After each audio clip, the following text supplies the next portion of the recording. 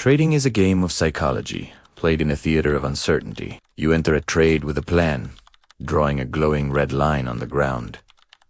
This is your stop loss. It represents the point where you admit the market has proven you wrong. It is your boundary between safety and financial ruin. But out of the shadows, the market moves. A massive, terrifying wall of dark iron spikes begins to grind forward, slowly creeping toward your line of defense. When the spikes touch the red line, something shifts. The logic you had at the start disappears, replaced by a cold, desperate fear of being wrong.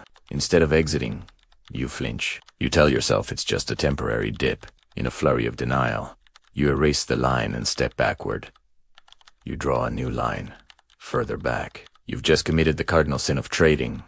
You've moved your stop loss to avoid a small, manageable pain. The wall doesn't care about your hope. It speeds up. Every time it nears your new boundary, you retreat further, sweating, praying for a reversal.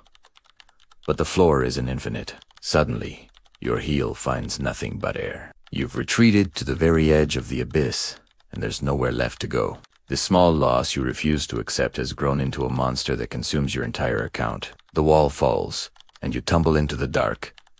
Now, observe the professional. He also draws a line.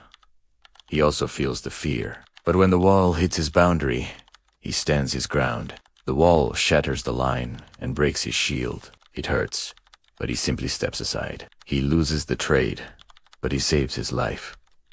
He survives to trade another day. He knows that a stop loss isn't a failure, it's an insurance policy against total destruction. Respect your stop loss. Don't let your ego move the line.